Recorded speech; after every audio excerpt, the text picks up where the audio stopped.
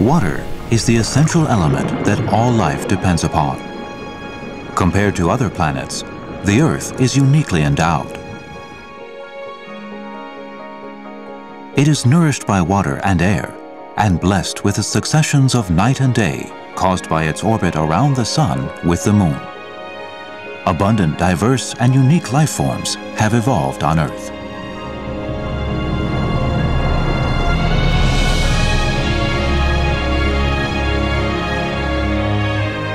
From water to land.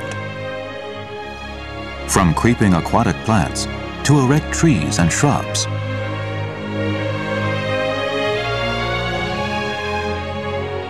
The bountiful wetland provides habitats and feeding grounds for many different animals.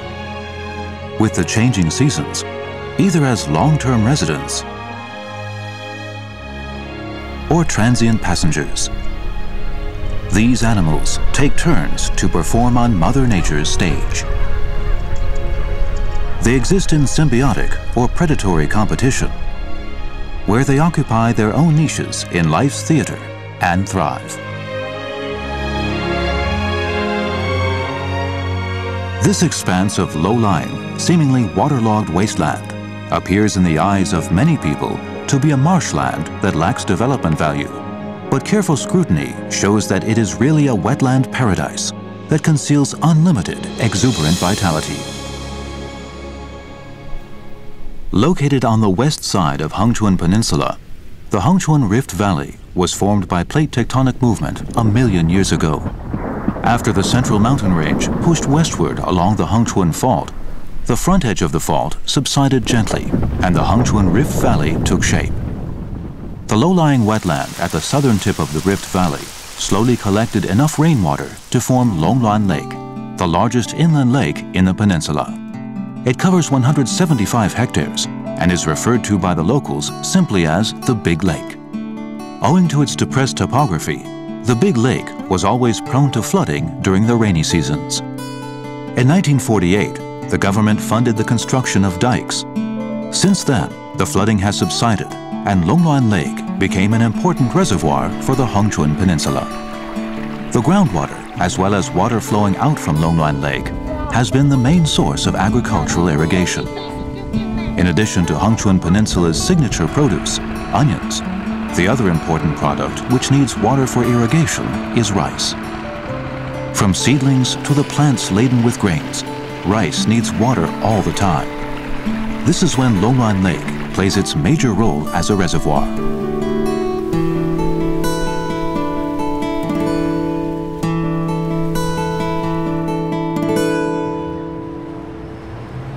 Hengchuan Old Town was built in 1875 during the Qing Dynasty. After more than 100 years, the 4 city gates and parts of the old city wall still stand today. Taking a stroll inside the old town, one is often struck by a sense of nostalgia.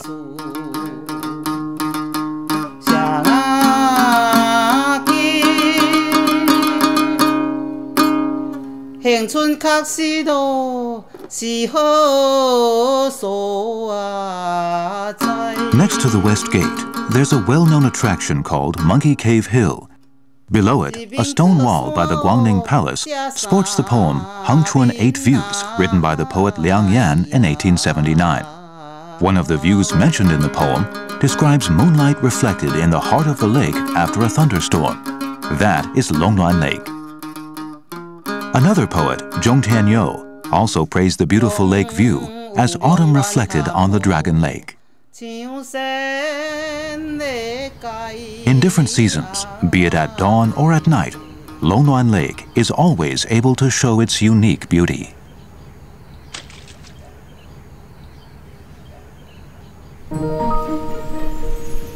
This is autumn, when the reed beds are turning white and all the migratory birds are preparing for their journeys.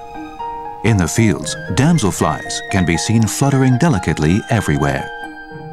Many flocks of cattle egrets have arrived in Hengchuan Peninsula. In groups or alone, they rest amidst the farmlands and wetland. As the northeast monsoon strengthens daily, the autumnal high clouds race by rapidly in the sky. Next to the remaining few herds of grazing cattle in the peninsula, the cattle egret can still be seen sauntering close by. It catches the bugs disturbed by the cattle, and in return relieves the cattle from being harassed by mosquitoes and flies. This picturesque scene seems to reiterate the intimate relationship between the cattle and the cattle egret, which has existed for a long time.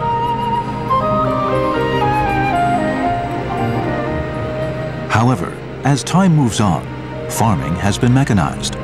The plowing cattle have been replaced by tractors, and the egret has a new partner. Now it follows the iron cattle. Unless the egret is feeding, it normally rests in the wetland marshes to restore its strength for the upcoming cross-ocean flight. However, as soon as a marsh harrier is spotted circling nearby, the egret will panic and take to the air in hundreds or thousands to escape from the threat. The predator is stunned by the sheer numbers of prey and doesn't know where to start.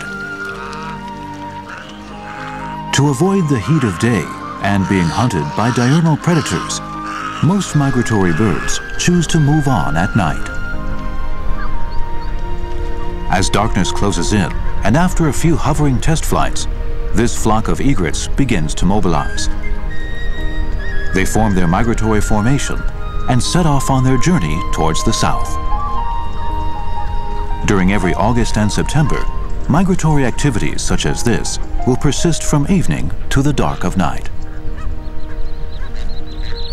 Then, the egrets will fly over Nan Wan and cross the Luzon Strait in single file or V-shaped formation before they continue southward.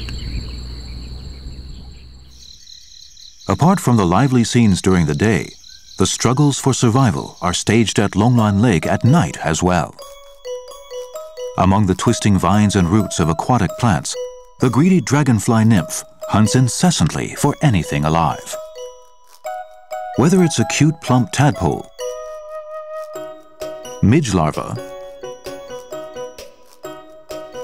or even a weaker fellow nymph, any of these can be a target of its hunt. On a clear night, a mature nymph crawls out of the water's surface and clings tightly onto a twig. With its back infused with body fluid, it bursts open the seam of the tough backplate of its thorax. Then, laboriously, a morphed dragonfly emerges from the old shell. At the end, it pumps its body fluid to stretch its wrinkled wings and unravel its tail. After that, it just stays still to rest and wait for daybreak.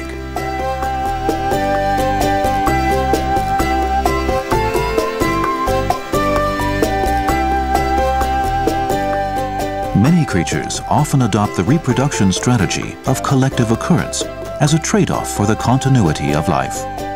The damselfly mates in a unique position and then proceeds to lay a massive number of eggs by dipping in low-lying shallow water, thus continuing its life. In 1982, the establishment of Kanding National Park was announced, and Longluan Lake was designated as a special landscape area inside the park. In 1994, Longluan Lake Nature Center was opened and became Taiwan's first pavilion and natural educational center focusing on bird ecology. In 2007, Longluan Lake was accredited as one of Taiwan's key wetlands. To get to the Nature Center, tourists must walk for 800 meters from the parking lot. This is to minimize the disturbance and noise pollution caused by automobiles in the park. Of course, one can observe nature more closely on foot as well.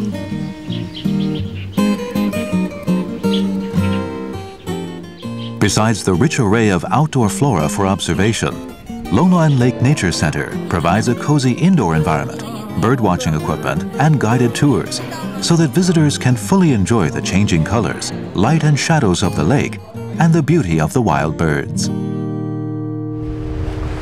It is October. The strong northeast monsoon starts to sweep down the peninsula with a top speed almost equal to that of a low-category typhoon, which is pretty intimidating. This special climate poses a great challenge to the survival of the local people as well as the animals of Hengchuan Peninsula. On days when the northeast monsoon howls violently, ducks will flock together on the east or northeast side of Longluan Lake, hiding on the water near the embankment from the raging gale.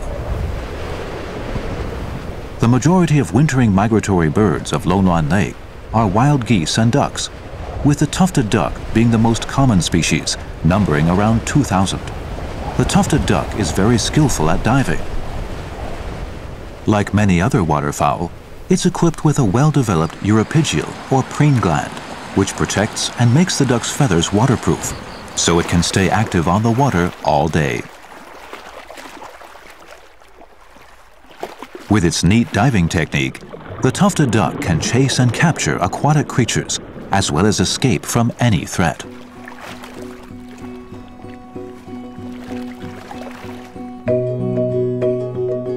There are 37 different kinds of ducks and geese recorded in Taiwan, and 27 of them have been spotted in Longluan Lake.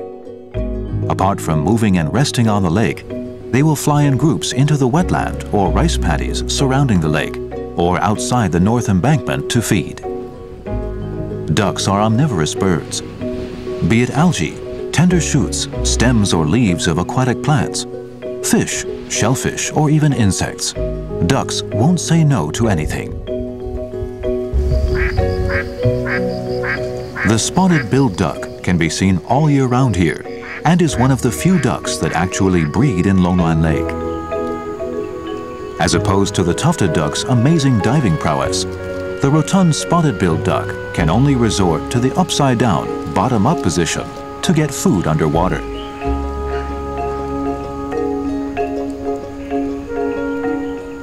Some ducks, such as the shoveler, feed on algae or plankton by filtering them out from the water. The shoveler first sucks in big mouthfuls of water with food in it.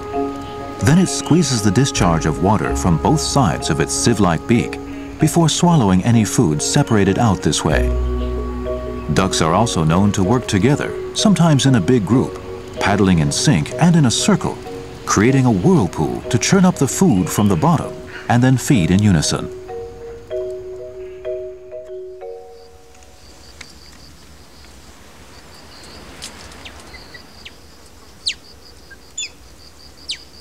The osprey likes to perch on top of its favorite dead branch on the bird island to rest or enjoy its prey. Every winter, at least 1 or 2 ospreys can be observed wintering at Longluan Lake area. Once during the migratory season, 5 ospreys were spotted hovering above the water at the same time.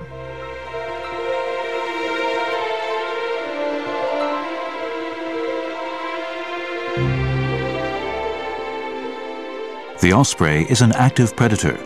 Normally, it will continue to search forcefully over a vast area of water. Once prey is located, it will lock on by flapping its wings to hover in midair. Then it will dive towards the water at tremendous speed, only to extend its talons when closing in on the water surface.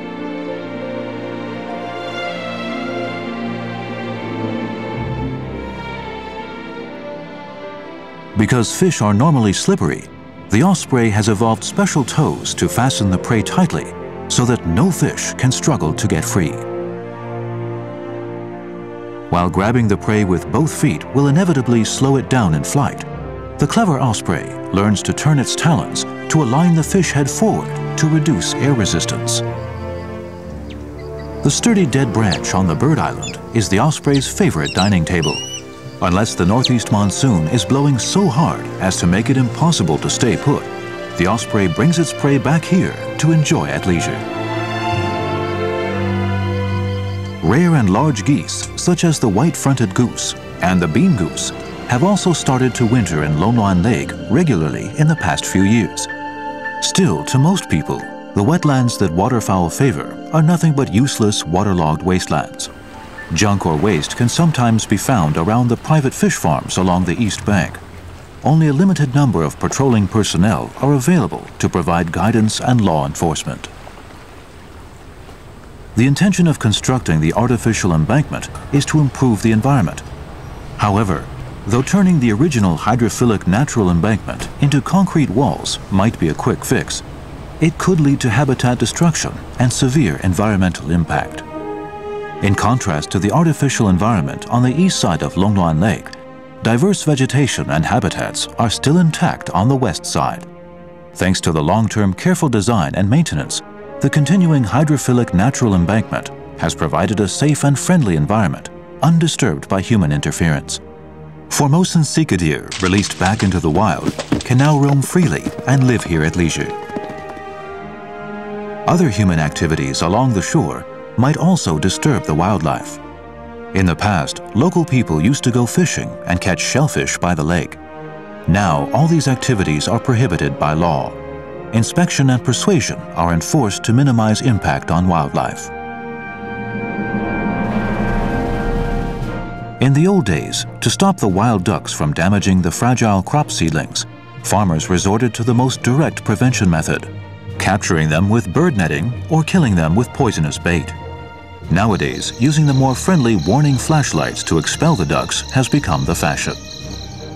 Kanding National Park Administration regularly sponsors fun activities and programs, such as the Longluan Lake Wild Duck and Geese Season, with the intention to instill environmental awareness into the daily life of the general public.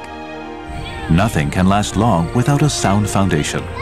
Only by sowing the seeds of conservation in the hearts of our children through education can we nurture care for our environment.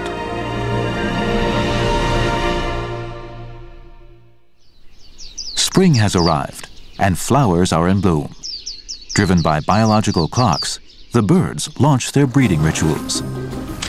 With agitated body language and an extravagant dance, the green-winged teal hopes to win the favor of the opposite sex.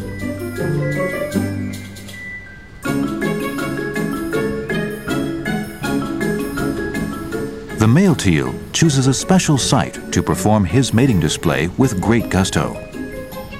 To draw the female's attention and then to fulfill the grand plan of procreation, he not only has to compete with other males, but in the end, he must win the competition. As the southerly winds take hold and the temperature creeps up daily, ducks begin to show signs of restlessness. As soon as spring sets in, and whenever there is clear and stable weather, the waterfowl will return north in batches. They first migrate within the island, then slowly push further northward. The sandpipers and plovers start to ride the balmy southerlies and fly northward as well. Crossing the oceans to arrive at Hongchuan Peninsula, they transfer to various coastal estuaries and wetlands, foraging hard to add strength and poised to advance to their breeding sites further north. Most migratory birds would have molted and replaced their breeding plumage by now. The new plumage is perfect for the marathon flight. The fully prepared birds can engage in reproductive activities without any delay as soon as they land on their breeding sites.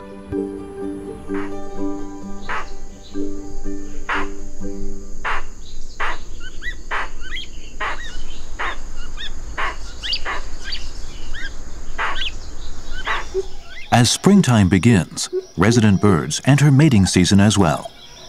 The carnivorous lesser cuckoo is overlord of the farmlands and pastures surrounding Longluan Lake. It is big and stout and will devour anything, including large insects, snails, lizards, as well as young chicks of other birds.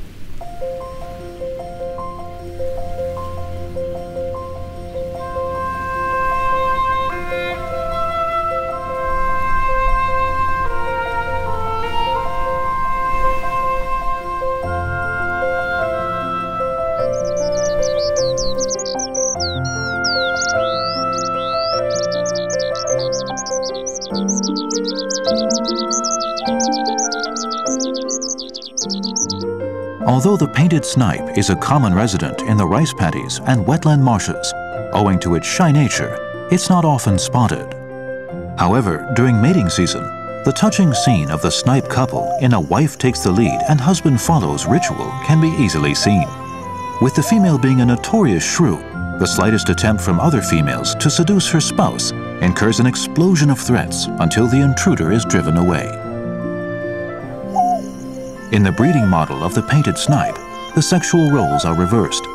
As opposed to other common birds, the male and female painted snipes swap places. The female will actively court the male.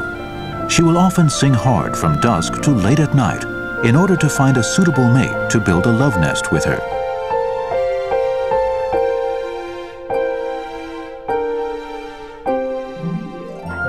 Then she will take off after laying 3 to 6 eggs, leaving the male to hatch and care for the young.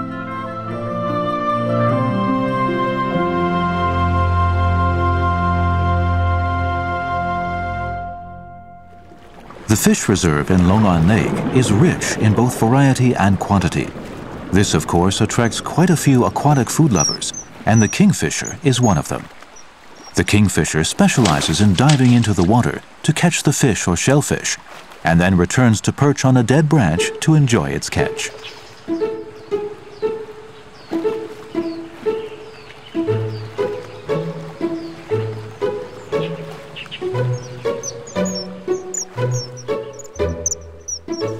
During mating season, the kingfisher digs a hole in the earthy embankment and builds a nest in it. The depth of the hole is about 90 centimeters. Both parent birds work together to rear their young.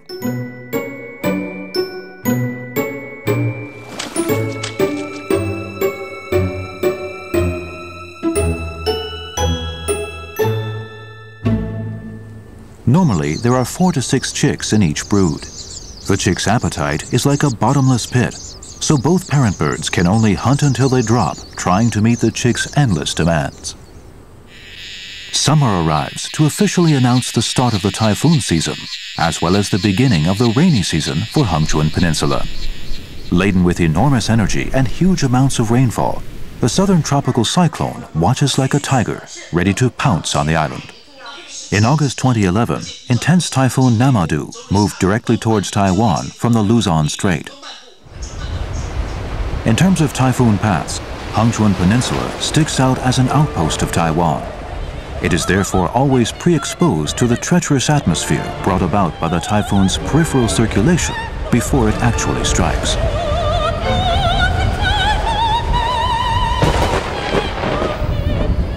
A staggering amount of rain, hidden within the low-pressure front's thick clouds, is about to arrive.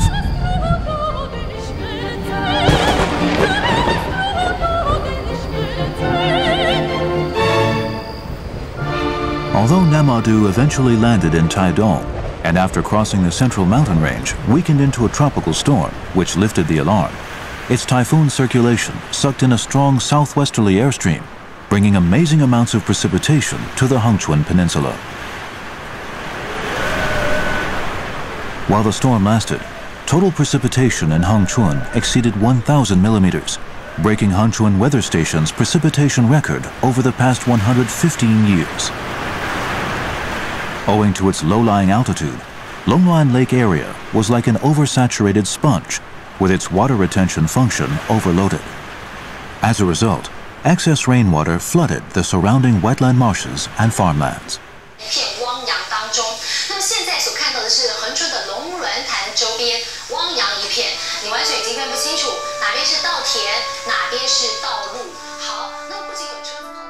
Heavy rain might bring forth short-term disasters for the land, but the Earth would not have such rich and vibrant diversity if not for the never-ending drastic changes that have taken place since time immemorial. Left alone without human manipulation and interference, nature would heal itself and regain ecological equilibrium at amazing speed. Right before the flood receded and migratory birds came through, Kanding National Park Administration mobilized staff and volunteer workers to undertake restoration and maintenance work in wild bird habitats, following environmentally friendly engineering models.